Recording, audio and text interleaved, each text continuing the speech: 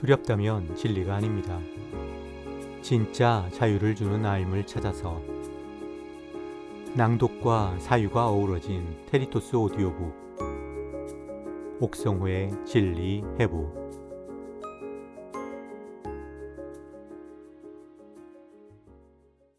예수의 말 중에는 이해하기 어려운 구절이 적지 않습니다. 그렇다 보니 청교도 시절부터 지금까지 마치 아무라도 풀겠다는 듯 예수의 어려운 말, 이런 주제로 책이 끊이지 않고 나옵니다. 공간복음에는 겹치는 말이 적지 않고 요한복음을 더한다고 해도 예수의 어록이 엄청난 분량이 아닌데도 말입니다. 예를 하나만 들까요? 마가복음 4장에서 예수가 씨 뿌리는 비유를 들려줍니다. 나중에 무슨 뜻인지 묻는 제자들에게 이렇게 대답하죠. 너희들에게는 하나님 나라의 비밀을 맡겨주셨다. 그러나 저 바깥 사람들에게는 모든 것이 수수께끼로 들린다. 그것은 그들이 보기는 보아도 알지 못하고 듣기는 들어도 깨닫지 못하게 하셔서 그들이 돌아와서 용서를 받지 못하게 하시려는 것이다. 그러니까 쉬운 걸 일부러 어렵게 비유로 만들어서 수수께끼로 바꿔버렸다는 소리입니다. 왜요?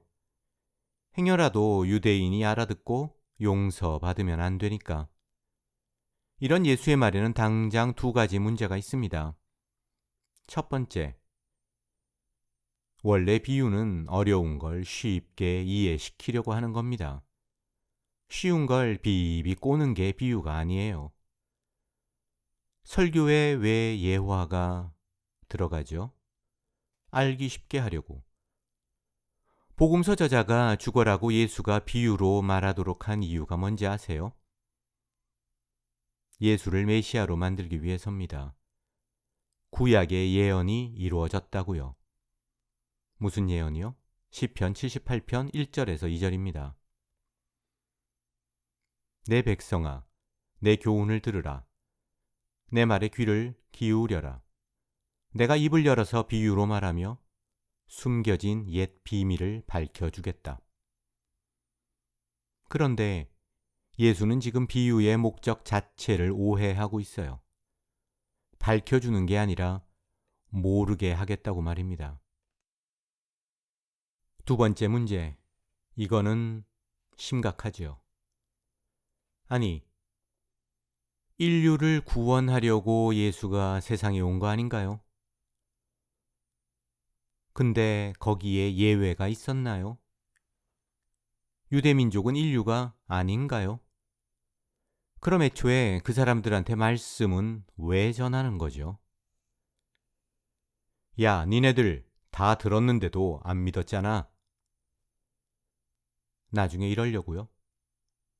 아니, 일부러 못 알아듣게 했는데 이런 식으로 몰아붙이면 안 되는 거 아닙니까? 성경 주석가가 예수의 어려운 말을 푸는 몇 가지 방법이 있습니다. 제일 흔한 게 그냥 다 은유나 상징으로 퉁치는 거예요. 그게 아니면 아예 황당한 궤변을 쓰는 거죠. 기존 예수의 이미지, 그러니까 사랑의 주님과 어떻게 하든지 일치시키려고 말이에요. 학자에 따라서 마가복음 2구절에 대한 소견은 5대5로 갈립니다. 그냥 은유와 상징으로 퉁치기 또는 억지 궤변으로 우기기. 후자의 예로 반어법으로 보면 된다는 주장이 있습니다. 아무리 설명해도 유대인이 도통 복음을 못 알아들으니까 우리 예수님 짜증이 좀 났다는 거예요. 아이고 참, 이렇게 설명해도 못 알아듣나? 그래, 차라리 내가 니네들 구원 안 하려고 왔다고 해라. 내가 수수께끼로 말을 해서 못 알아들었다고 해라. 정말 답답하구나. 그러니까 호세아 선지자처럼 내 백성이 지식이 없으므로 망하는도다. 이런 식으로 한탄했다는 건데, 글쎄요. 인류를 구원하러 온 사랑의 예수라는 이미지와 일치시키기 위한 변증이라는 허울을 뒤집어 쓴 궤변이죠. 아무리 답답해도 사랑의 예수님인데 이런 식의 반어법도 도통 어울리진 않습니다. 그렇지 않나요? 그런데 진짜 난해한 구절 하나가 마가복음 14장 21절에 나옵니다. 내가 아는 한 그 어떤 학자도 예수의 어려운 말이라는 범주에 넣지 않는 구절이에요. 그러니까 그냥 다 쉽게 이해하고 넘어간다는 소리입니다. 가룟 유다를 향해서 예수가 내뱉은 유명한 독설입니다. 인자를 넘겨주는 그 사람에게는 화가 있다. 가룟 유다는 차라리 태어나지 않았더라면 자기에게 좋았을 것이다. 이 말을 어렵다고 생각하는 사람이 없는 이유는 전반적인 이야기 흐름에서 볼 때 매우 자연스럽기 때문입니다. 피해자가 가해자한테 욕하는 건 별로 이상하지 않으니까요. 그런데 문제는 이게 전지전능한 하나님, 예수의 입에서 나왔다는 거지요. 관옥 이현주의 신학 읽기라는 책이 있습니다. 거기 보면 이현주 목사가 이 구절을 이렇게 설명했어요. 이 문장은 예수의 말로 보기 어렵다. 유다에 대한 제자들의 생각이다. 태어나지 않았더라면 좋았을 그런 사람은 세상에 없다. 하느님이 오발탄을 쏘시겠는가?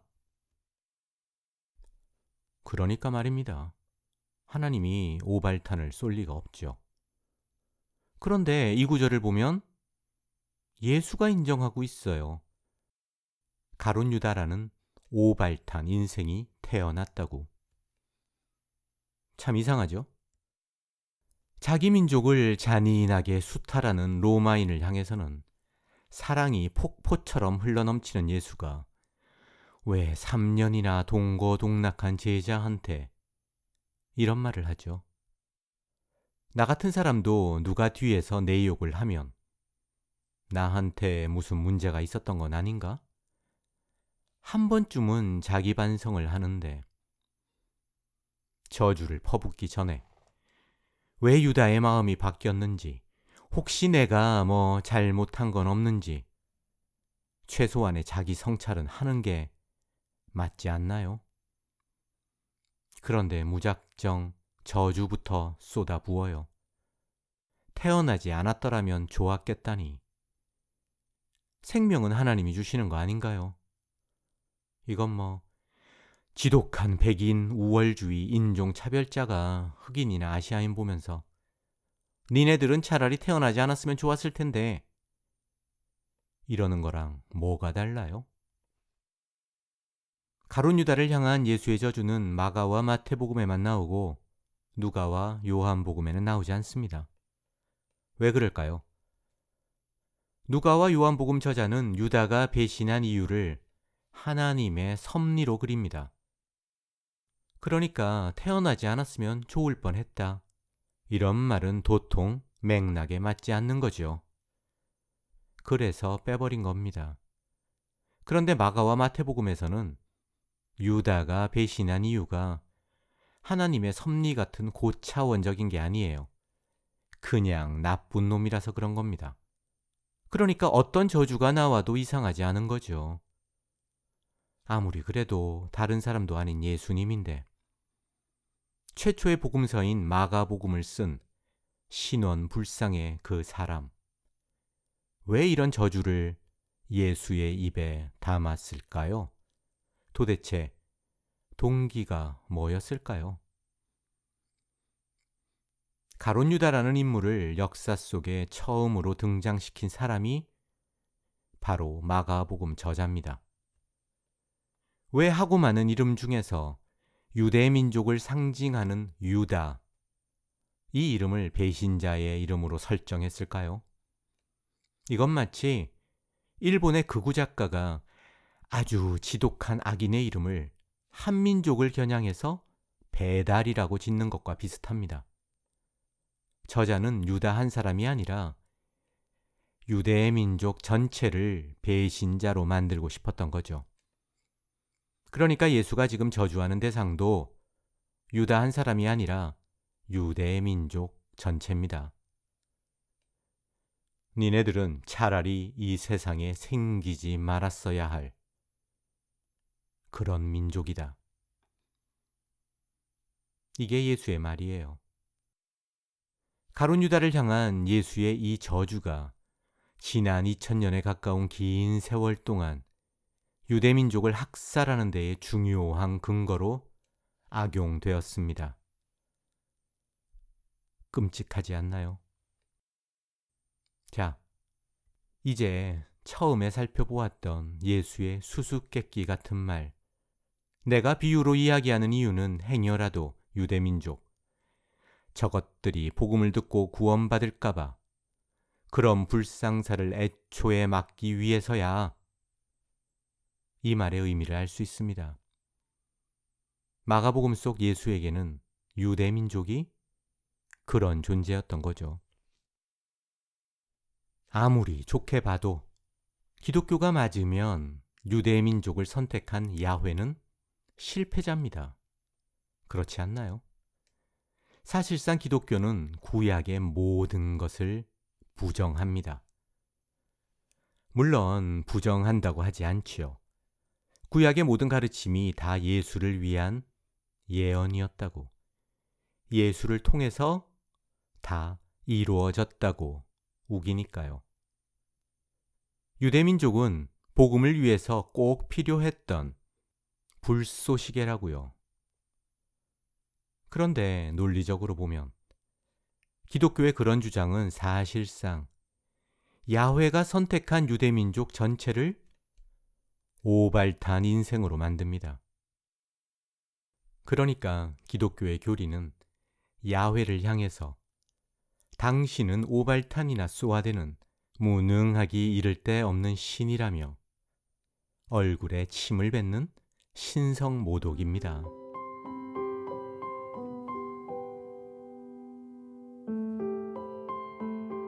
신약 성서에는 이해하기 어려운 구절이 적지 않습니다. 하지만 마가복음 6장 6절이 그렇다고 생각하는 성서학자는 아무도 없습니다. 예수는 고향 사람들이 믿지 않는 것에 놀라셨다. 그런데 따지고 보면 이거 진짜 이상하지 않습니까? 마가복음 4장에서 예수는 유대인의 눈을 가리기 위해서 일부러 수수께끼로 또 비유로 말한다고 실토했어요. 그러니까 예수의 말을 듣는 사람들 안 믿는 게 당연해요. 그런데 왜 놀라지요? 이건 이런 소리랑 비슷합니다. 나는 그에게 다량의 수면제를 먹였다. 잠시 후 잠이 든 그를 보고 나는 퍽 놀랐다. 잠깐 여기서 예수가 놀랐다라는 사실과 관련해서 한 가지 생각할 게 있습니다.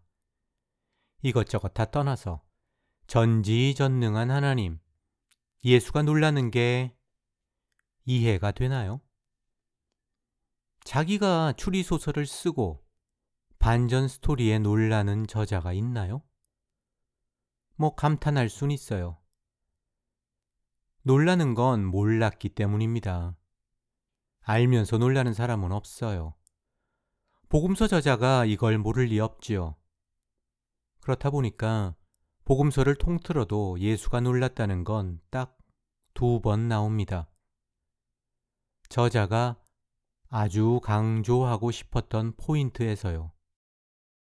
첫 번째, 로마인의 믿음이 얼마나 대단한지 강조하려고 야훼가 선택한 유대인은 아무도 모르는 복음의 비밀을 단숨에 깨달은 로마 백부장 때문에 예수가 놀랍니다. 누가복음 7장 9절.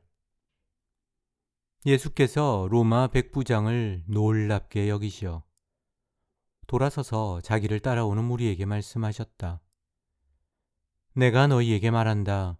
나는 이스라엘 사람 가운데서는 아직 이런 믿음을 본 일이 없다. 두 번째, 아무리 가르쳐도 도무지 알아듣지 못하는 유대 민족의 믿음 없음에 예수가 한 번 더 놀랍니다. 조금 전에 살펴본 마가복음 6장 6절. 예수는 고향 사람들이 믿지 않는 것에 놀라셨다.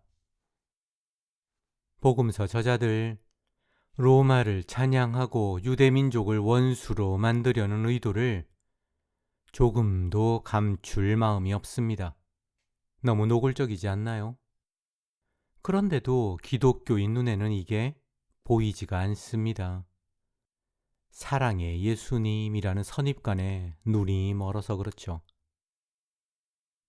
예수의 놀라움이라는 말이 나온 김에 놀랐다라는 표현은 없지만 마가복음 11장에는 예수를 대단히 놀라게 한 무화과 나무 이야기가 나옵니다. 예수께서는 시장하셨다. 멀리서 잎이 무성한 무화과 나무를 보시고 혹시 그 나무에 열매가 있을까 하여 가까이 가서 보셨는데 잎사귀 밖에는 아무것도 없었다. 무화과의 철이 아니었기 때문이다. 예수께서 그 나무에게 말씀하셨다. 이제부터 영원히 내게서 열매를 따먹을 사람이 없을 것이다. 이른 아침에 그들이 지나가다가 그 무화과 나무가 뿌리째 말라버린 것을 보았다. 배가 고팠던 예수, 무화과 나무를 보고 반가워서 다가갑니다. 그런데 열매가 없어요. 그러자 나무를 저주해서 말라 죽게 했다는 이야기입니다. 그런데 나무에 왜 열매가 없었을까? 열매 맺을 때가 아니라서요. 많은 사람에게 이 구절이 어려운 이유가 바로 여기에 있습니다. 때가 아니니까 열매가 없는 게 당연한데 왜 저주했을까? 마태복음 저자도 이 부분에서 당황했던 것 같습니다. 그래서 열매 맺을 때가 아니라는 구절만 쏙 뺐어요. 중요한 건 무화과 나무에 열매가 있는지 없는지 예수가 몰랐다는 겁니다. 그러니까 잎사귀는 무성한데 정작 열매가 없으니까 많이 놀랐겠죠? 휴 쇼필드는 1901년 영국에서 태어난 저명한 신약 성서 학자입니다. 1965년에 패스 오버 플랏, 6월절 음모라는 예수의 생애를 재구성한 책을 낸 것으로 유명합니다. 이 책은 비틀즈의 존 레논이 탐독한 것으로도 유명합니다. 반기독교의 상징 존 레논이 읽었다고, 기독교인은 절대 읽으면 안 된다고 교회에서는 바로 금서가 되었지만 당시에는 화제의 베스트셀러였습니다. 쇼필드는 1958년 The Authentic New Testament라는 제목으로 신약 성서 전체를 새롭게 번역해서 냈습니다. 지금은 절판되었고 대신 The Original New Testament라는 제목으로 나왔는데 나는 절판된 책을 가지고 있습니다. 이 책 서문에 재미있는 일화가 하나 나와요. 쇼필드가 신약 성서를 새로 번역한다는 얘기를 들은 한 독실한 기독교인이 찾아와서 이런 부탁을 했다고 하네요. 저기 박사님, 신약 성서 새로 번역하신다고 들었는데 제 부탁 하나만 들어주시겠습니까? 저기 우리 예수님이 무화과 나무 저주한 이야기 말입니다. 그거 좀 빼주세요. 읽을 때마다 괴로워서 미치겠습니다. 예수님을 도무지 이해할 수가 없어요. 아니, 때가 아니라서 열매를 맺지 못하는 무화과 나무를 왜 저주합니까? 예수의 놀라움이라는 주제가 나온 김에 조금 다른 이야기를 해볼까요? 혹시 예수가 웃었다는 말 들어본 적 있습니까? 내가 중학교 때 우리 집에 예수 성화 달력이 하나 걸려 있었어요. 거기 보면 예수가 제자들과 양팔로 어깨동무를 하고 활짝 웃고 있는데 그렇게 보기 좋더라고요. 야, 우리 예수님 웃으시니까 진짜 멋있다. 볼 때마다 그런 생각을 했어요. 그런데 정작 복음서에는 예수가 웃었다는 표현이 단 한 번도 등장하지 않습니다. 그에 반해서 울었다는 표현은 몇 번 나오죠. 가인성의 과부, 나사로의 죽음, 그리고 예루살렘 성전의 멸망 등등. 복음서 저자, 눈물 흘리는 예수는 기록하면서 왜 웃는 예수는 그리지 않았을까요? 복음서는 그리스 문화가 지배하던 로마 시대에 쓰였습니다.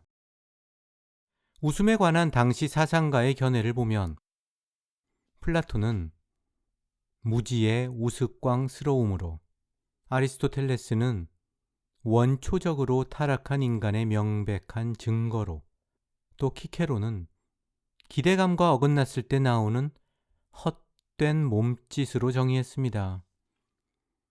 잘해야 웃음은 해를 주지 않는 일탈 정도였어요. 그러니 예수한테 웃음은 도통 어울리지가 않죠. 이에 반해서 분노와 슬픔은 인간의 차원 높은 감정으로 정의합니다. 그러니까 웃는 예수는 상상할 수 없어도 분노하거나 슬퍼하는 예수는 전혀 문제가 되지 않았던 거죠. 긍정적 사고가 판을 치는 지금과는 달라도 많이 다른 시대였습니다. 기독교가 권력이 되어서도 웃음에 관한 생각은 바뀌지 않았습니다. 중세에 들어와서는 오히려 죄악시하는 분위기가 더 강해졌지요. 이렇게들 생각한 거예요. 우리 주님도 웃지 않으셨다. 그러니까 웃음은 나쁜 거다. 죄라고도 할 수 있다. 그런 시류를 가장 잘 표현한 소설이 움베르토 에코의 장미의 이름입니다. 거기서 웃음은 기독교의 세계관마저 전복할 수 있는 무서운 적대자, 사탄의 무기로 등장합니다. 주인공 윌리엄 수도사와 대적하는 요르의 신부에게 웃음이란 허약함, 부패, 그리고 육신의 어리석음에 불과하죠. 그러니까 웃음과 예수를 연결하는 건 한마디로 신성모독인 셈입니다. 여러분 생각은 어떻습니까? 예수가 진짜 웃지 않았을까요? 정말 딱 2번만 놀랐을까요? 아닐 겁니다. 분명히 많이 웃었고 또 수도 없이 놀랐을 겁니다. 그리고 다른 건 몰라도 뜬금없이 무화과 나무를 저주하는 실수는 저지르지 않았을 겁니다. 숀필드가 신약 성서를 번역하던 1950년대로 타임머신을 타고 갈 수 있다면 나는 이런 부탁을 하고 싶네요. 박사님, 예수가 웃는 장면 좀 넣어주세요. 이런 거 어떨까요? 고작 은돈 30냥 받고 배신하려는 유다한테 예수가 큰 소리로 웃으면서 이러는 거예요. 아이고, 네가 보기에 내가 고작 30냥짜리밖에 안 되냐? 유다야, 너 내 제자 맞냐? 빨리 가서 다시 내고 해라. 그 액수론 내가 쪽팔려서 못 죽는다.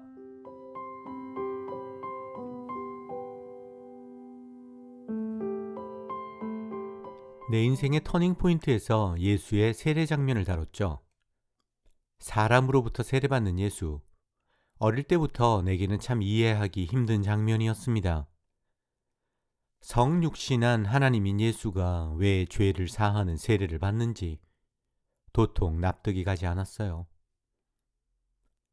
그거 말고도 나를 괴롭힌 구절이 한두 개가 아니었는데 그 중에는 마가복음 14장 36절, 소위 말하는 예수의 겟세마네 기도가 있습니다. 예수께서는 이렇게 말씀하셨다. 아빠, 아버지, 아버지께서는 모든 일을 하실 수 있으시니 내게서 이 잔을 거두어 주십시오. 그러나 내 뜻대로 하지 마시고 아버지의 뜻대로 하여 주십시오.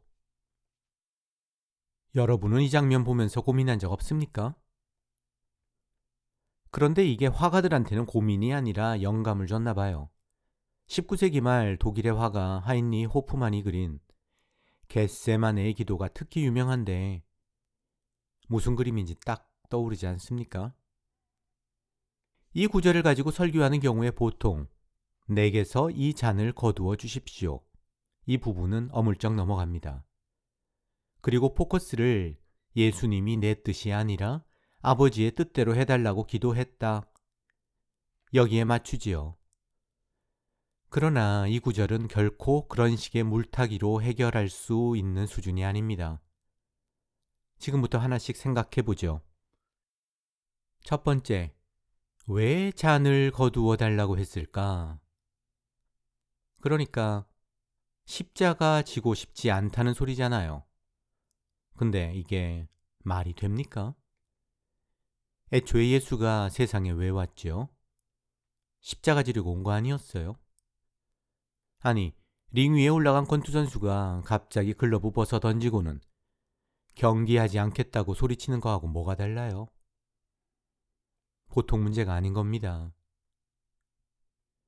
감히 인간이 예수님이 겪으신 그 깊은 영적 고통의 만분의 1이나 알겠어? 그러니까 이런 헛소리를 하지. 뭐 대부분 이런 식인데 유명한 스터디 바이블 중 하나에서 이 구절을 어떻게 설명했는지 예로 들겠습니다. 죄 없는 예수가 모든 인간의 죄를 다 짊어지는 고통, 심판받을 필요가 없는 예수가 인류의 모든 죄 때문에 심판받는 고통, 무엇보다 영원에서부터 하나였던 아버지 하나님과 처음으로 분리되는 고통, 그래서 예수는 잔을 거두어 달라고 기도했다. 그래요.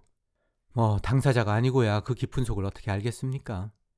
아무튼 보통 이런 식으로 잔을 거둬달라는 기도를 대단히 고차원적인 영적 상징으로 승화시키죠. 그렇게 퉁치고 넘어가는 게 일반적인 설명입니다. 하지만 그런다고 본질이 달라지나요? 어쨌거나 십자가 지고 싶지 않다는 거잖아요.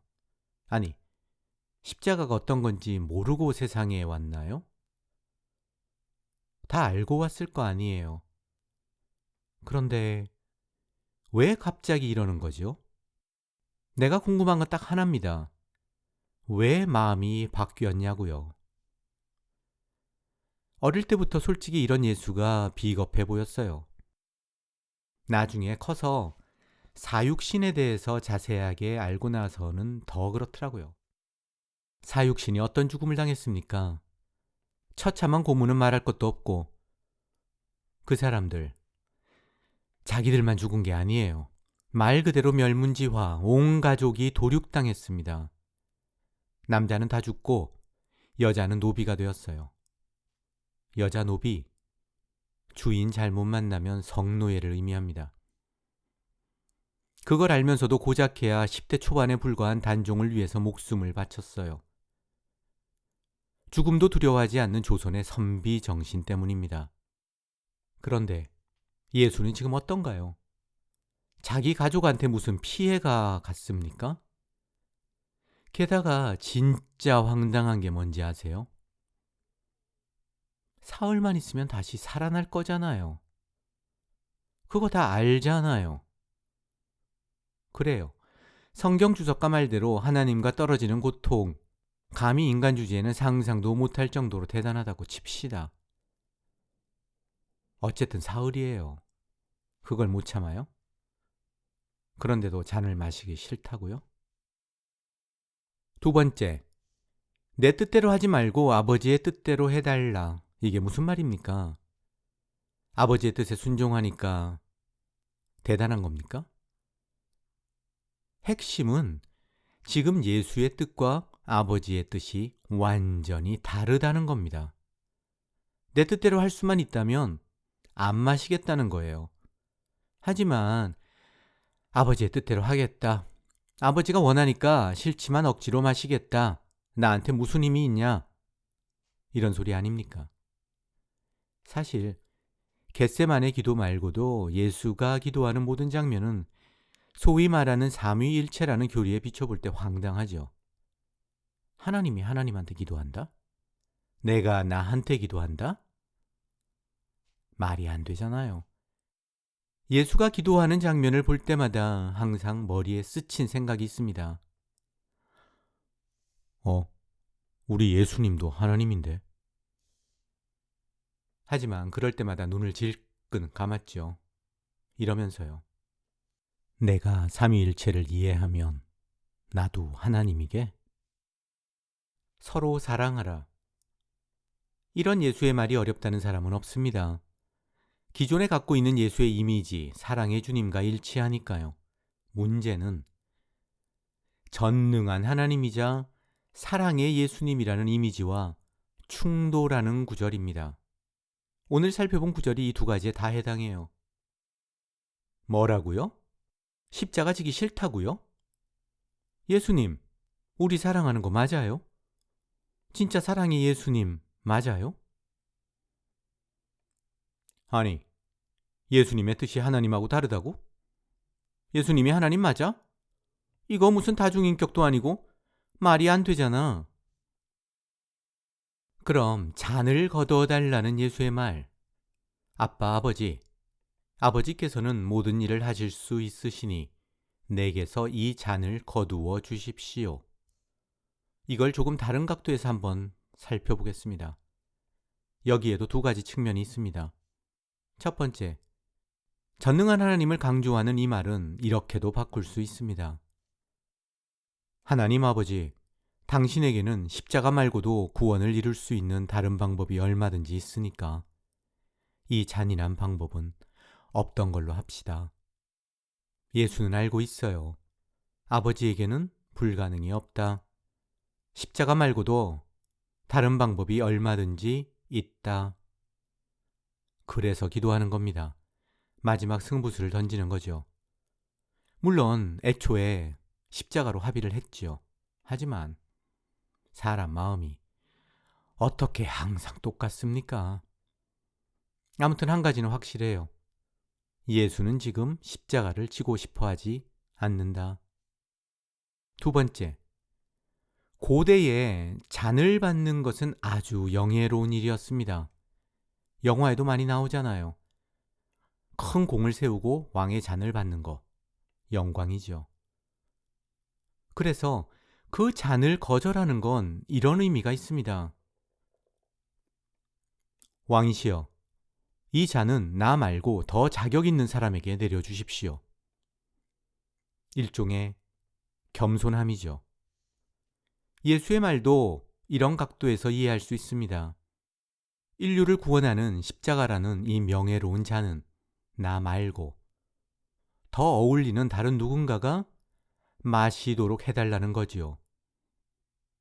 아버지는 모든 일을 하실 수 있으시니까요. 겟세마네 기도가 나온 김에 한 가지. 참 이것도 옛날부터 이상했던 건데 여러분 어떤가 모르겠어요. 하나 더 살펴보겠습니다. 여러분 이거 안 궁금했습니까? 예수는 왜 그렇게 간절하게 제자들의 기도를 필요로 했을까요? 아니, 언제부터 예수가 그렇게 제자들을 의지했지요?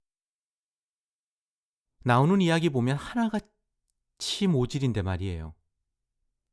그런데 몇 번씩이나 가서 깨우면서 기도하라고 사정을 합니다.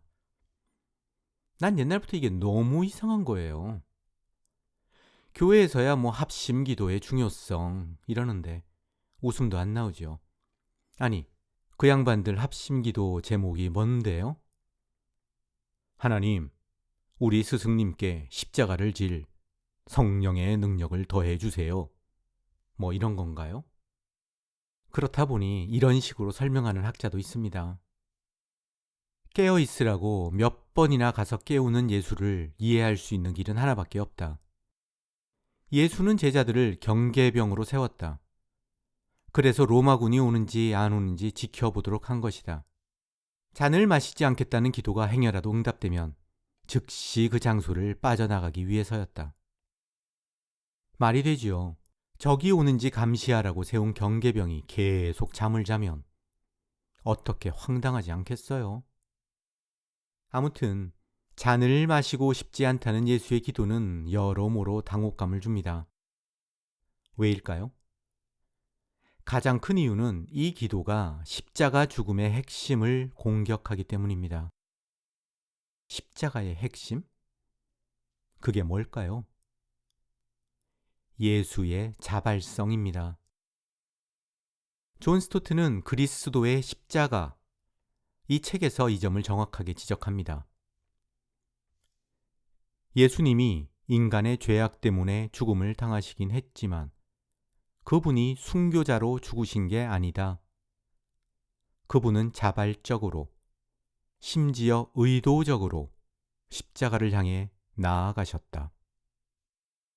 그런데 스토트 목사님, 정말로 예수가 자발적으로 죽은 거 맞나요?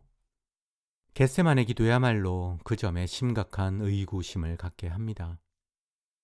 그런데 말이에요. 나한테 겟세마네의 기도가 주는 진짜 궁금함은 따로 있습니다. 마가복음 저자가 이걸 왜 썼을까? 그리고 마태와 누가복음 저자는 왜 삭제하지 않고 거의 그대로 베꼈을까? 이거예요. 여러분 생각은 어떠세요? 여봐요, 옥성호 씨. 정말 미치겠네. 역사니까 그렇지 실제로 일어난 사건이니까 쓴 거지. 아니 그걸 지금 질문이라고 하는 거요. 당신이 전에 그랬잖아. 당혹성의 원칙이라고. 이것도 우리 예수님한테는 하나도 도움이 안 되는 얘기예요. 그러니까 그 원칙에 비춰서 사실이란 소리잖아. 안 그래? 아니 왜 자기가 말을 하고 자기가 잊어버려? 사람 당혹스럽게. 정말 그런가요? 그런데 그렇게 받아들이기에는 한 가지 심각한 문제가 있습니다. 최후의 만찬을 마치고 올리브산에 간 예수는 달랑 수제자 셋만 데리고 기도하러 겟세마네 동산으로 갔어요. 그리고 예수는 혼자 더 동산 깊숙이 들어갔습니다. 제자들한테는 너희는 여기서 따로 기도하고 있어라 지시를 하고요. 그런데 제자들 기도는 안 하고 다 잠에 빠졌대요. 내가 지금 무슨 말을 하려는지 아시겠습니까?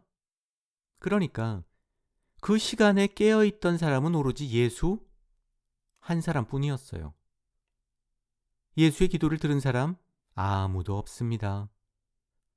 그럼 마가복음 저자는 겟세마네 기도 내용을 어떻게 알았을까요? 예수가 나중에 제자들에게 따로 알려주지 않았다면 알 길이 없습니다. 그죠? 그런데 그 이후에 진행되는 사건을 보면 예수가 제자들에게 따로 나 이런 기도했다 이런 얘기할 틈이 없어요. 바로 체포되니까. 물론 기독교 주석가는 두 가지 답을 가지고 있습니다. 1. 성령께서 환상 중에 마가에게 알려주셨다. 2. 나중에 부활한 예수가 40일 동안 함께 있으면서 다 알려주었다. 이런 식의 설명을 신학이라고 합니다. 답은 자명해요. 마가복음 저자가 지어냈다는 건데 진짜 궁금한 건 왜 이런 이야기를 지었을까? 한 가지는 확실합니다. 마가복음 저자에게 예수는 신이 아니었다는 거. 세례를 받는 순간 하늘의 음성을 듣고 자신의 소명을 깨달은 인간 메시아였다는 거. 그렇다 보니까 십자가 앞에서 너무 초연하기보다는 갈등하는 모습을 연출하는 게 예수의 인간적인 면모를 부각하는 데에 효과적이라고 생각한 거 아닐까요? 거기에는 마태와 누가복음 저자도 동의했고요. 단 요한복음은 다르죠. 예수를 하나님으로 그린 그 책 저자한테 겟세마네 기도가 뭘까요? 한마디로 신성모독입니다. 그래서 장면 자체를 아예 삭제했습니다. 요한복음 저자에게 예수가 어떤 존재였습니까? 겟세마네 동산에서 무슨 일이 있었죠? 예수를 체포하러 온 600명이나 되는 로마군이 예수의 말 한마디에 추풍 낙엽처럼 쓰러졌습니다. 요한복음 18장 6절. 예수께서 그들에게 내가 그 사람이다 하고 말씀하시니 그들은 뒤로 물러나서 땅에 쓰러졌다. 그런 예수가 잔을 거둬달라고 기도했다니 요한복음 저자에게 겟세마네 기도 장면은 예수가 아니라 사탄이 십자가를 졌다 이런 소리와 별반 다르지 않았을 겁니다.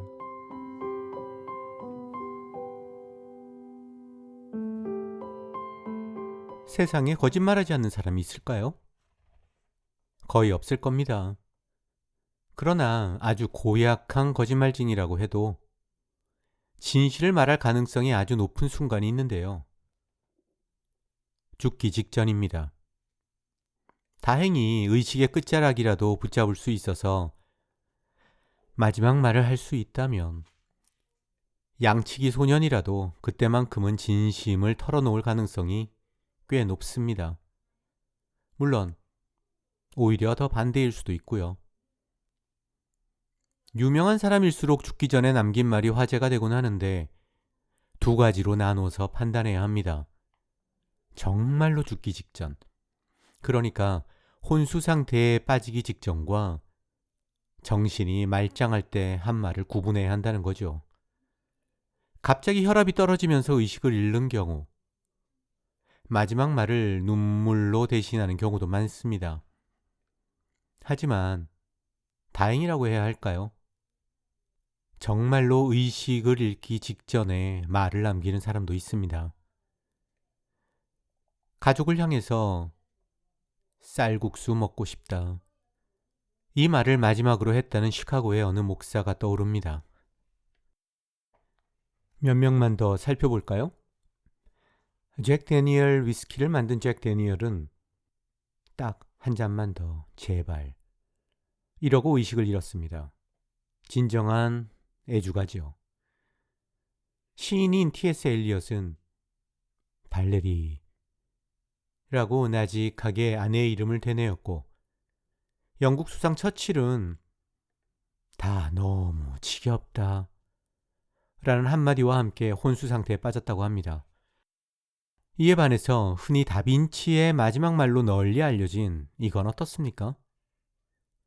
나는 수준 이하의 작품으로 신과 인류를 기만하는 중대한 죄를 저질렀다. 아마도 죽기 한참 전에 한 말일 겁니다. 비슷한 게 또 있죠. 나는 천국에 가면 3번 놀랄 거야. 어쩌고 저쩌고. 이런 식의 설교를 남겼다는 존 뉴턴의 이야기는 아예 날조일 가능성이 크지만 진짜였다고 해도 죽기 직전은 아닐 겁니다. 중요한 건 이겁니다. 죽기 직전은 인간에게 주어진 가장 진실한 찰나이다. 그런데 누군가 자신의 목적을 이루기 위해서 그 순간을 조작한다면, 하지도 않은 말을 했다는 식으로 바꾸는 거짓말을 한다면 그건 인간이 저지르는 사악한 짓 중에서도 특급에 해당하지 않을까요? 삶 전체를 집약하는 바로 그 순간을 훼손함으로 인생 전체를 부정하는 끔찍한 범죄입니다. 그런데 기독교에는 이런 식의 거짓말이 난무합니다. 누가 죽기 전에 했다는 말을 창작하는 게 비일비재해요. 사실 죽기 직전 간증보다 효과적인 것도 없으니까요. 신앙 증진, 복음 전파를 위해서는 어떤 거짓말도 다 선하다는, 다 합력하여 선을 이룬다는 생각이 깊이 뿌리 박혀 있습니다. 그리고 그런 사고방식의 원조는 다름 아니라 바로 정체불명의 복음서 저자입니다. 흔히 마태, 마가, 누가, 요한으로 알려진 이 사람들, 익명으로 썼으니까 무슨 말을 못했겠어요. 책임지지 않는다는 점에서 복음서는 오늘날 익명으로 남기는 댓글하고 별반 다르지 않습니다. 서론이 좀 길었네요. 가상칠언이라고 들어봤습니까? 말이 좀 어렵죠. 십자가에 달린 예수가 남긴 7마디를 말합니다. 예수의 어려운 말 4번째 시간으로 가상칠언을 두 번에 나눠서 다루려고 합니다. 오늘 첫 시간에 다룰 질문은 이겁니다. 가상칠언 중에서 예수가 진짜로 마지막에 한 말이 뭘까? 복음서에 따르면 다음 세 개 중 하나입니다. 가장 먼저 쓰인 마가복음 15장 37절입니다. 예수께서는 큰 소리를 지르시고는 숨지셨다. 내용이 아예 안 나옵니다. 그냥 큰 소리, 그러니까 악! 하고 바로 숨을 거뒀다는 거예요. 두 번째는 누가복음입니다. 23장 46절. 예수께서 큰 소리로 부르짖어 말씀하셨다. 아버지, 내 영혼을 아버지 손에 맡깁니다. 이 말씀을 하시고 그는 숨을 거두셨다.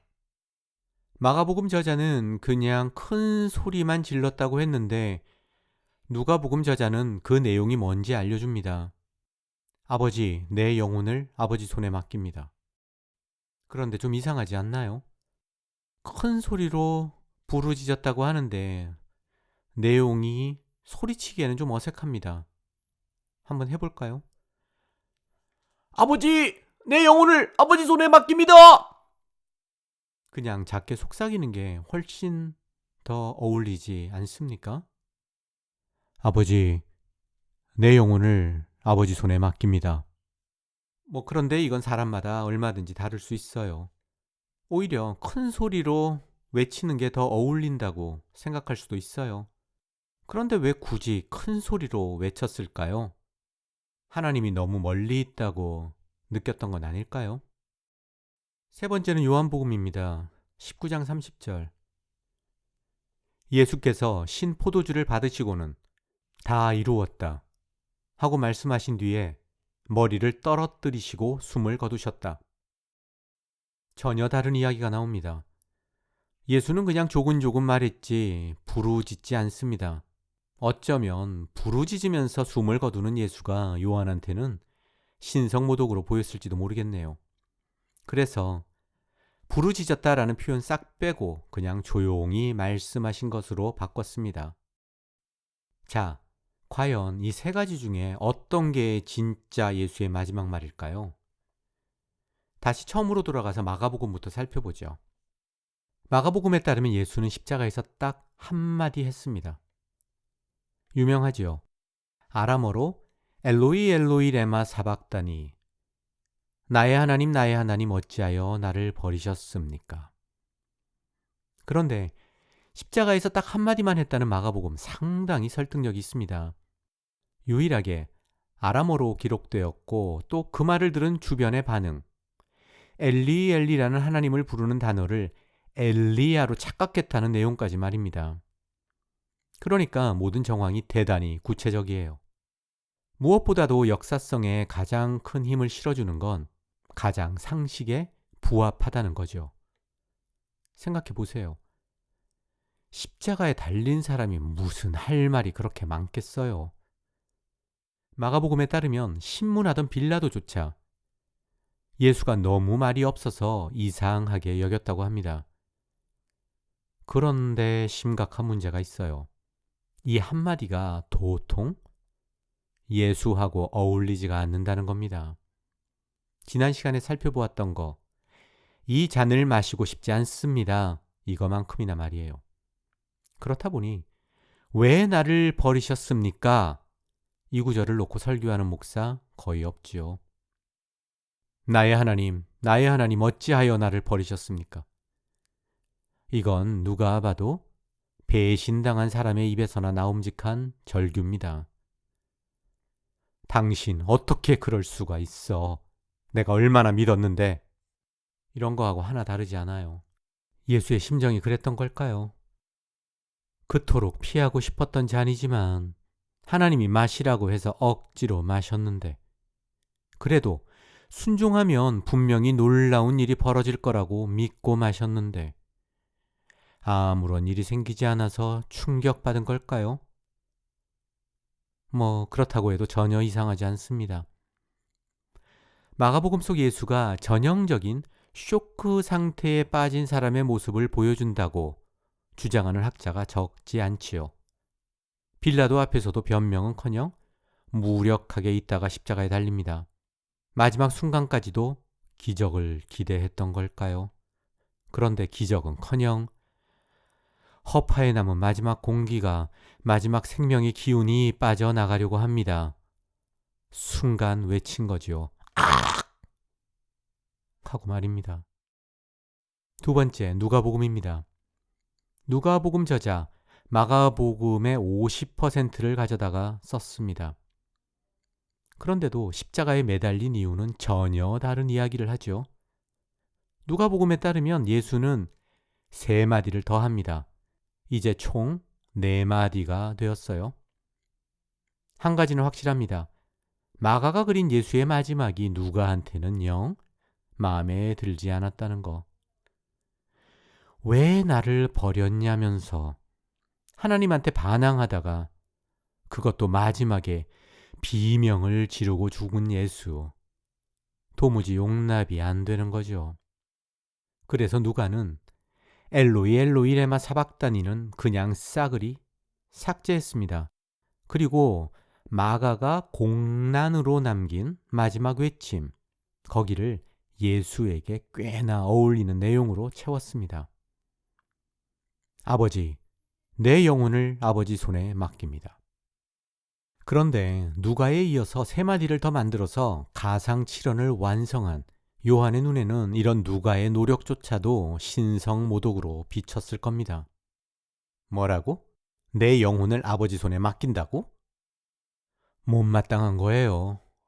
왜요? 요한한테 예수가 누구예요? 하나님이에요. 전능한 하나님이 누구한테 뭘 맡기는 게 말이나 됩니까? 하나님답게 그 누구도 의지하지 않고 모든 것을 컨트롤합니다. 야훼답게 예수는 이렇게 말하죠. 다 이루었다. 당연히 소리 지르지 않고 조용히 말합니다. 기독교 신학자는 아주 특별합니다. 결코 조화가 불가능할 것 같은 가상칠언도 순서대로 재배열하는 놀라운 능력을 가지고 있어요. 그 양반들에 따르면 마지막 말은 누가복음 버전, 아버지, 내 영혼을 아버지 손에 맡깁니다. 이거라고 하네요. 그리고 그 직전에 한 말이 요한복음에 나오는 다 이루었다.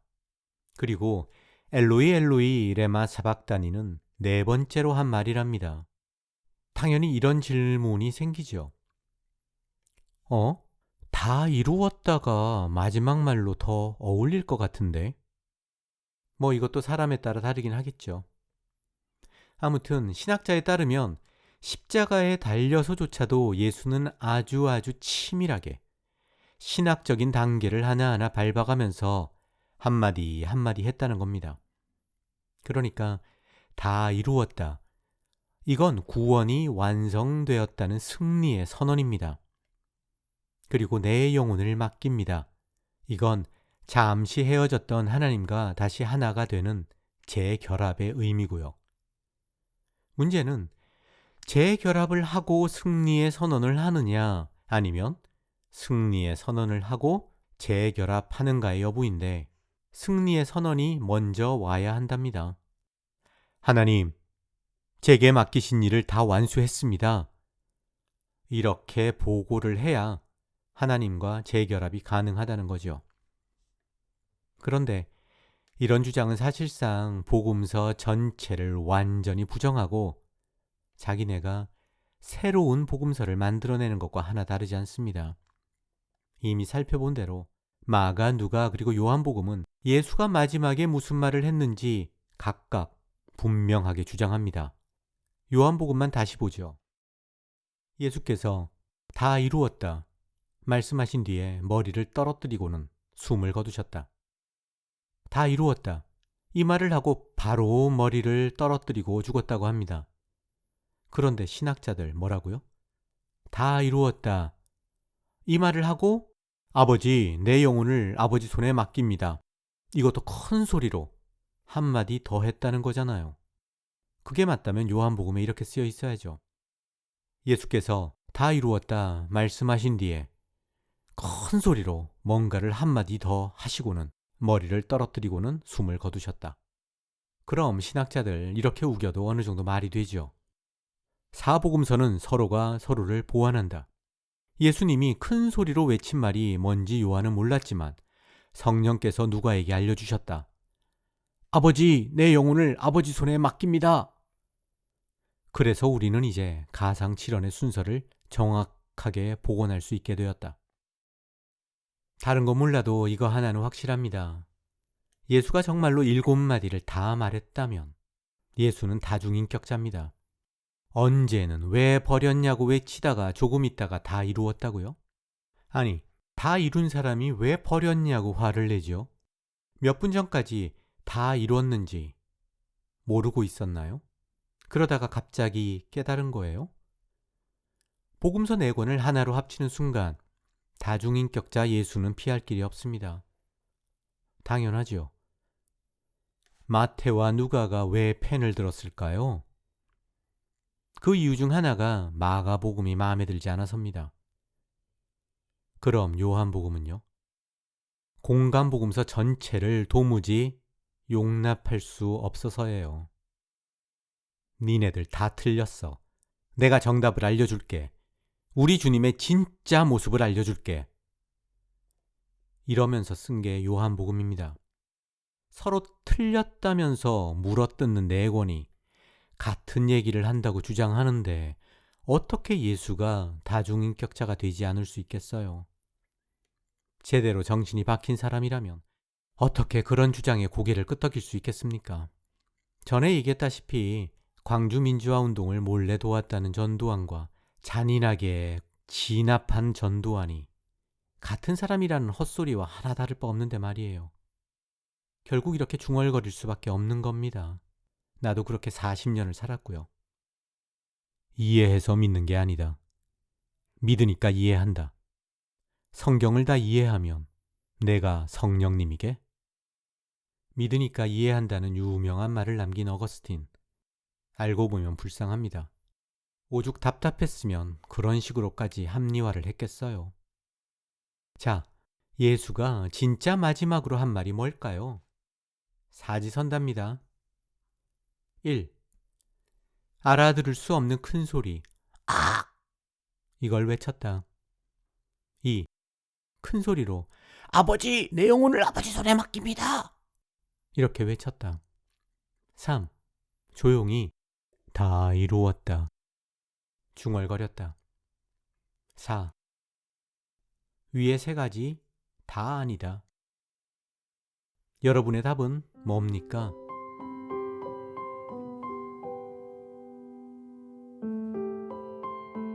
가상칠언 2번째, 오늘 살펴볼 질문은 이겁니다. 예수의 7마디 중에서 역사성, 그러니까 히스토리서티가 가장 높은 건 무엇일까? 지금까지 6편이 나왔고 내년에 신작 개봉을 앞둔 미션 임파서블, 재미와 작품성 등등의 주제로 랭킹 매기는 걸 본 적 있는데 가상칠언 관련해서도 성경학자들이 매긴 랭킹이 있어요. 히스토리서티 랭킹, 그러니까 예수가 진짜로 했을 가능성이 가장 높은 말의 순서를 매기는 거죠. 1등이 뭘까요? 첫 시간을 들은 사람이라면 다 알 겁니다. 마가복음 속 엘로이 엘로이 레마 사박다니, 나의 하나님 어찌하여 나를 버리셨습니까? 이거예요. 이유는 단순하죠. 이 말이 예수한테 전혀 어울리지 않는다는 거. 따라서 당혹성의 원칙에서 볼 때 진짜일 가능성이 높다는 겁니다. 그런데 정작 교회에서는 듣기 힘들죠. 기를 쓰고 감추는 말 중에 하나입니다. 도무지 예수랑 어울리지 않는다는 같은 이유로요. 그럼 예수가 하지 않았을 가능성이 가장 높은 말은 뭘까요? 대부분 학자가 꼽는 게 요한복음 속 다 이루었답니다. 신학적인 의도가 너무 다분하다. 모든 것을 다 컨트롤하는 하나님으로서의 예수를 강조하려는 저자의 의도가 지나치게 노골적이다. 그런데 말이에요. 예수가 이 말을 했을 수도 있어요. 사실 따지고 보면 역사적 예수를 찾는다는 거, 코에 걸면 코걸이, 귀에 걸면 귀걸이입니다. 한마디로 갖다 붙이면 뭐든지 다 말이 돼요. 이건 다른 말로 하면 예수가 진짜 어떤 사람이었고 진짜 무슨 말을 했는지는 알 길이 없다는 겁니다. 그나마 가능한 건 결코 했을 리 없는 걸 찾는 거예요. 예를 들어서 1980년대 사는 사람이 2002년 한국의 월드컵 4강 얘기를 하진 않았을 거 아닙니까?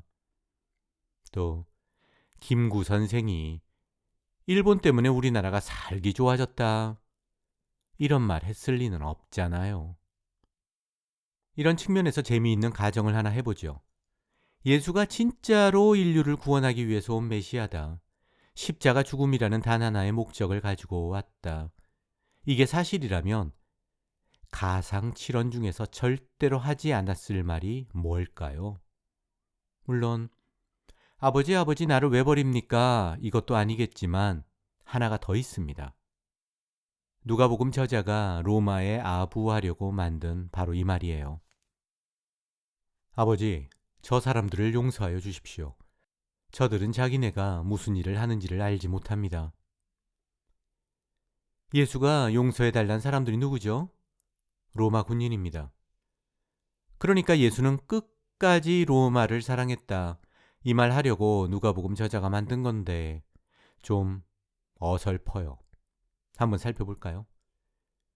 용서해달란 근거가 뭐지요? 저들은 자기네가 무슨 일을 하는지 알지 못합니다. 모르고 하니까 용서해달라는 거예요. 그럼 유대민족은요? 바리새인은요? 그 사람들도 예수가 누군지 몰라서 거부한 거잖아요. 그런데 언제 예수, 그 사람들 용서해달라고 한 적 있어요? 아니, 저주만 해요. 왜 사람을 차별하죠? 또 하나, 몰라서 하면 다 용서받아야 합니까? 로마 군인이 애도 아닌데 모르면 가르쳐야죠. 자꾸 용서만 하면 똑같은 잘못을 반복할 거 아닙니까? 용서는 방조입니다. 사랑이 아니에요. 그런데 진짜 이상한 건 따로 있어요. 아니, 예수를 죽이는 게 왜 용서받을 일이죠? 로마가 예수를 십자가에 못 박지 않았다면 무슨 일이 생겼을까요? 행여라도 예수가 천수를 누리다가 평안하게 눈을 감았다면 인류의 구원은 허사가 되는데요. 그러니까 로마 군인들 입장에서 황당한 겁니다. 당장 이런 소리 나오죠. 아니, 우리가 뭘 잘못했어요? 무슨 용서? 십자가에 기여한 공로나 인정해 달라고요. 따라서 예수가 진짜 메시아라면 아마도 이렇게 말하지 않았을까요? 아버지, 저들을 예비해 주셔서 고맙습니다. 저들은 지네들이 얼마나 축복받은 존재인지를 모르고 있습니다. 예수가 그토록 미워하고 저주한 바리새인과 유대의 민족에게 똑같은 논리를 적용하는 건 생략하겠습니다. 자, 이런 황당한 구절을 포함해서 가상칠언 중 무려 3마디를 만든 누가복음 저자, 누가라고 하죠. 그 친구 마음속을 한번 들여다보겠습니다. 마가복음을 베끼긴 했지만 좋아서 한 건 아니에요. 마음에 들지 않는 게 한두 개가 아니었거든요. 그래서 지난 시간에 살펴본 대로 그냥 소리만 치고 죽었다는 예수의 마지막 순간도 수정했습니다. 그런데 고친 건 그게 다가 아니죠. 마가복음은 예수와 함께 강도 2사람이 십자가에 같이 못 박혔다고 썼습니다. 마가복음 15장 27절. 강도 둘을 예수와 함께 십자가에 못 박으니 하나는 그의 우편에 하나는 좌편에 있더라. 아주 오랫동안 나는 이 2사람이 진짜 남의 물건이나 훔치고 사람이나 죽이는 강도인 줄 알았어요. 그래서 모욕감을 느꼈습니다. 로마 이 나쁜 놈들, 감히 우리 예수님을 이런 잡것들하고 같이 매달아? 이 쓰레기만도 못한 것들. 그런데 아니더라고요. 십자가에 달렸다는 것만으로 우리는 이 2명의 정체를 알 수 있습니다. 로마에 대항하던 반역자.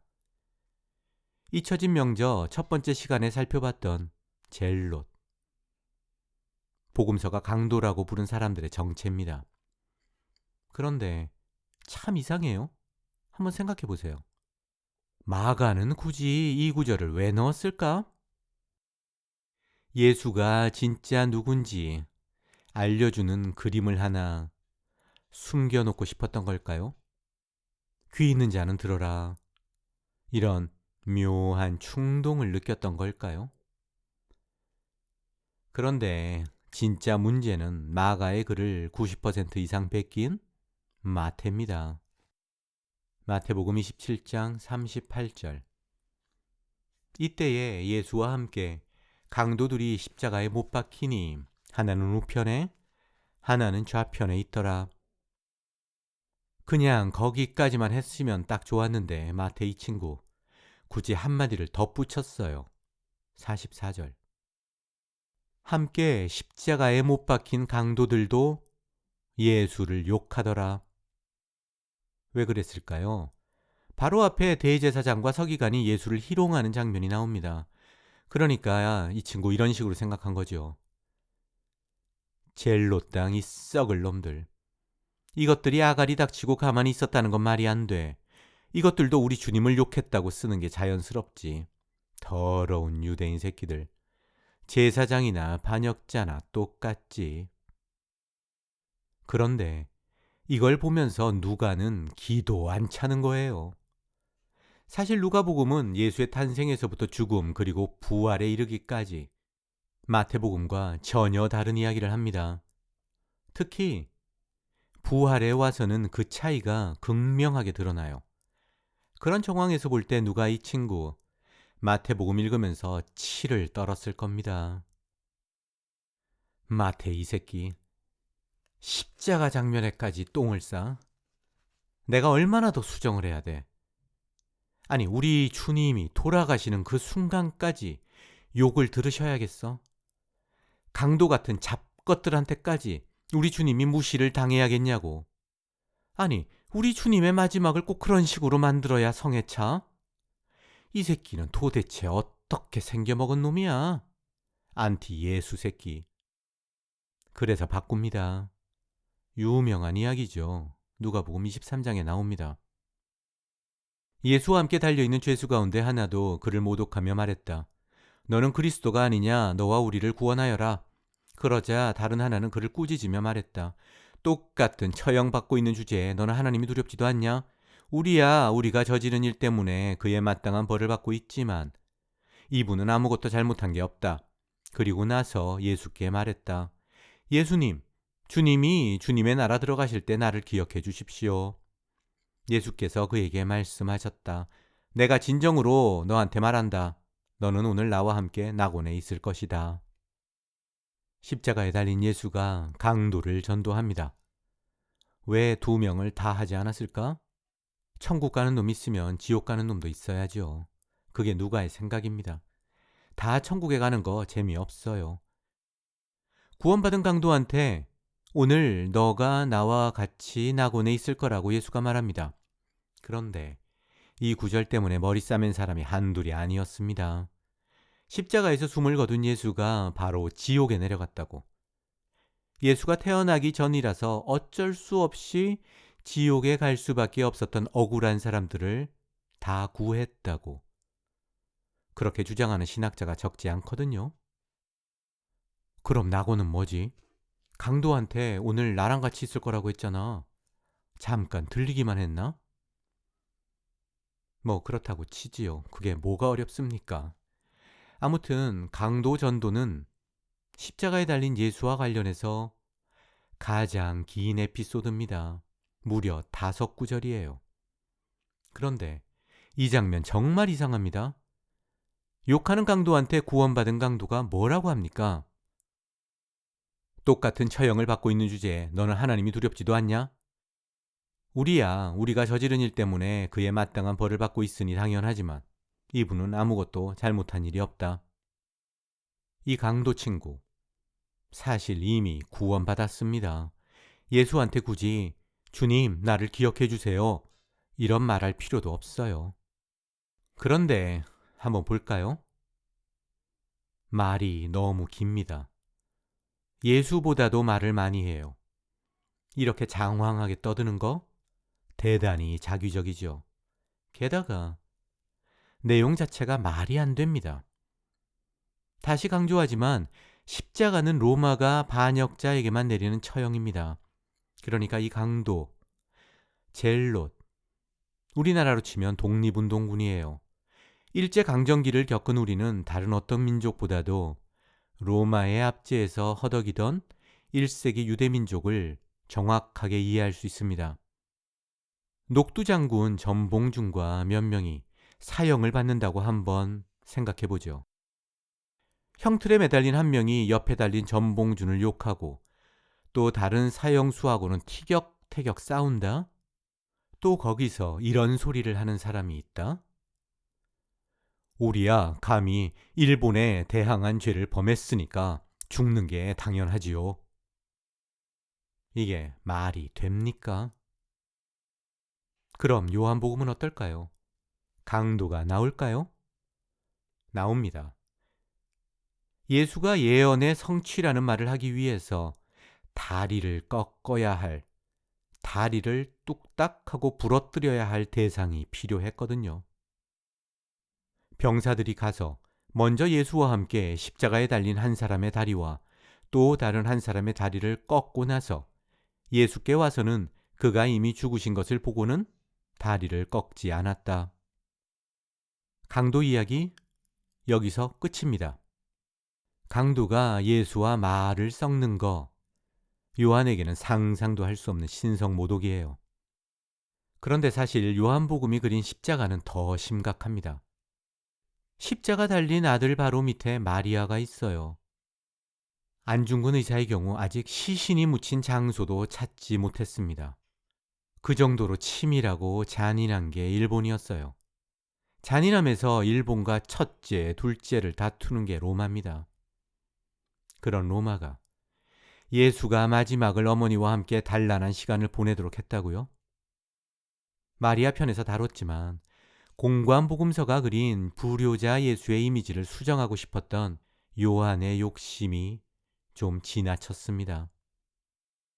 가상칠언 다 이루었다. 할 말이 아직 많이 남았지만 여기서 접겠습니다.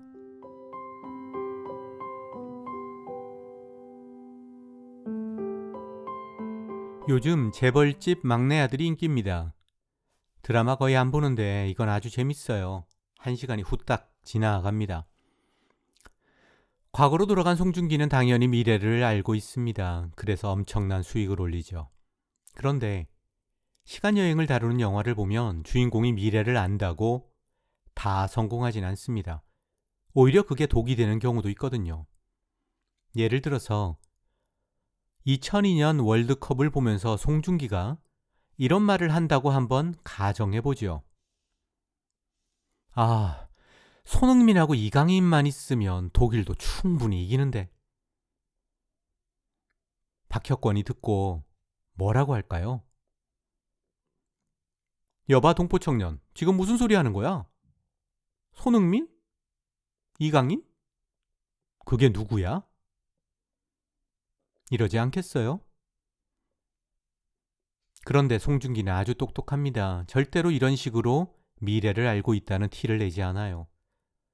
허세에 빠진 멍청한 인간이라면 얼마든지 범할 수 있는, 웃줄에서 내뱉는 실수를 하지 않습니다. 그런데 마태복음에 이런 송중기와 정반대의 모습을 보여주는 한 사람이 나옵니다. 바로 예수예요. 바리새인 앞에서 수십 년 후에나 일어날 미래 사건을 마치 과거에 일어난 일처럼 이야기합니다. 일단 그 전에 바리새인을 향한 예수의 독설은 읽으면 읽을수록 놀랍습니다. 아니, 충격적이죠. 그 어디에서도 만나기 힘들 정도로 뜨거운 증오와 저주가 뚝뚝 떨어집니다. 나는 무화과 나무 저주하는 예수보다 바리새인 저주하는 예수가 어릴 때부터 훨씬 더 불편했습니다. 아니, 원수를 사랑하라고 할 땐 언제고 예수님이 이러면 안 되는 거 아니야? 한 번은 믿음이 아주 좋다는 누구한테 물었더니 이러더군요. 바리새인은 사람의 원수가 아니라 하나님의 원수야. 그러니까 사탄이라고. 사탄을 사랑하는 게 말이 돼? 그때는 그냥 그런가 보다 하고 넘어갔는데 지금 생각하면 어이가 없는 소리죠. 그런데 진짜 놀라운 건 차원이 다른 저주와 독설을 남발한 예수가 사랑의 상징으로 여전히 존경받는다는 겁니다. 기독교 권력의 힘이죠. 자, 그럼 마태복음 23장 33절에서 36절까지를 보겠습니다. 뱀들아, 독사의 새끼들아, 너희가 어떻게 지옥의 심판을 피하겠느냐? 그러므로 내가 예언자들과 지혜 있는 자들과 율법 학자들을 너희에게 보낸다. 너희는 그 가운데서 더러는 죽이고 더러는 십자가에 못 박고 더러는 회당에서 채찍질하고 이 동네 저 동네로 뒤쫓으며 박해할 것이다. 그리하여 의인 아벨의 피로부터 너희가 성소와 제단 사이에서 살해한 바라갸의 아들 사가랴의 피에 이르기까지 땅에 죄 없이 흘린 모든 피가 너희에게 돌아갈 것이다. 예수가 보낸 선지자를 유대인이 십자가에 못 박는다고요? 말이 안 되는 시대착오적인 헛소리인데 이거는 생략하겠습니다. 아무튼 예수가 지금 말하는 내용의 핵심은 아벨의 피에서 바라갸의 아들 사가랴의 피까지 니네들한테 싹 다 돌아갈 거라는 저주입니다. 먼저 아벨의 피, 인류 최초로 무고하게 흘린 피입니다. 그럼 그 피와 대조되고 있는 사가랴의 피는 아마도 예수 시대에 흘린 피겠죠. 그러니까 지금 예수의 말을 듣고 있는 사람이라면 다 알고 있는 생생한 사건, 게다가 성소와 제단 사이에서 흘렸다고 정확한 장소까지 특정하니까요. 요즘으로 친다면 이태원 참사 정도가 될 겁니다. 그런데 이 저주에는 문제가 한두 가지가 아닙니다. 당장 아벨의 피를 보죠. 아벨을 죽인 건 유대인이 아니라 가인입니다. 가인과 아벨은 유대인이 아니에요. 태초에 무슨 유대인, 한국인이 따로 있었겠어요? 그런데 왜 아벨의 피를 유대 민족이 책임집니까? 예수는 지금 아벨의 피가 유대인 때문이라고 말하고 있어요.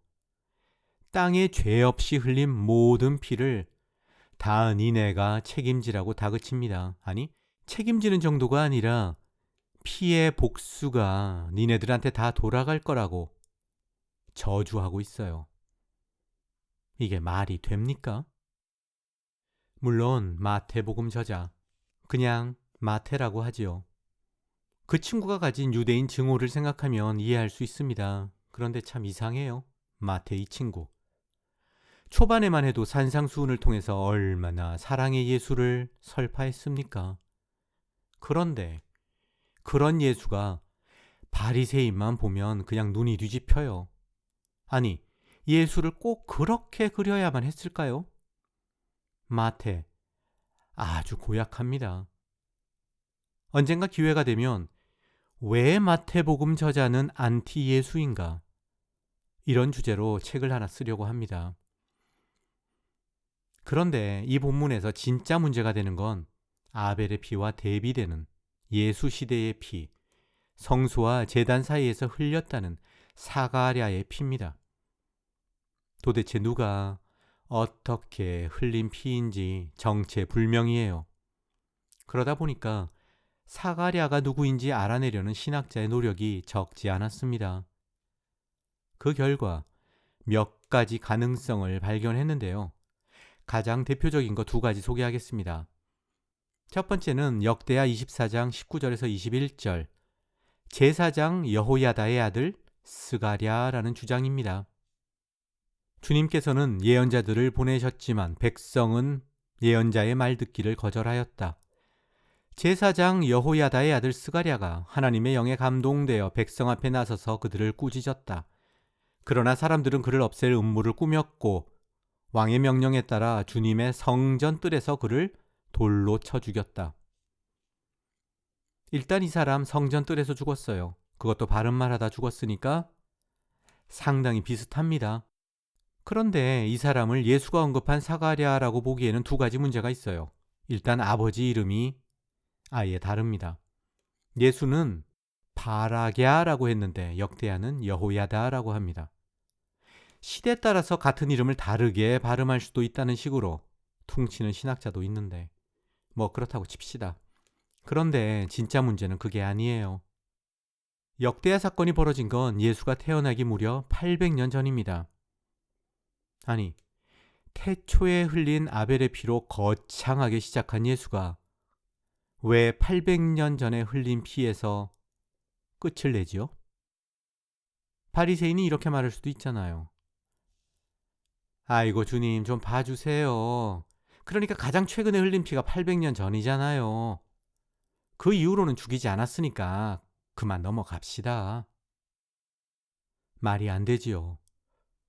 800년 전에 일어난 사건 가지고 지금 살고 있는 사람을 다그치는 게, 그러니까 예수가 지금 말하는 사가랴의 피는 예수 시대 사람이면 누구나 다 아는 당대의 생생한 범죄여야 합니다.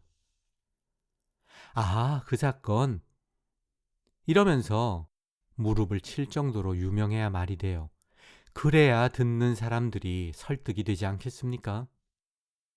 성경학자가 제시하는 두 번째 후보는 스가랴서를 쓴 스가랴 선지자입니다. 다리우스 왕 2년 8째 달에 주님께서 이또의 손자이며 베레기야의 아들인 스가랴 예언자에게 말씀하셨다. 일단 스가랴 아버지 이름이 베레기야입니다. 예수가 말한 바라갸하고 많이 비슷해요. 그런데 문제가 있지요. 스가랴는 성전에서 살해되었다는 기록이 없습니다. 그러니까 엄밀히 말하면 애초에 후보군에 들면 안 되는 거예요. 그런데도 왜 모든 성경 주석이 하나같이 후보 중 한 사람으로 거론할까요? 그 정도로 예수의 말이 명확하지 않다는 겁니다. 당연히 이런 의문이 생기죠. 아, 참 예수님이라면 좀 더 정확하게 말씀하실 수도 있었을 텐데 왜 이렇게 애매하게 하신 거지? 자, 그럼 지금 예수가 말하는 성전에서 피를 흘렸다는 사가랴, 과연 누구일까요? 기독교인이라면 결코 인정하지 않겠지만 아주 가능성 높은 한 사람이 있습니다.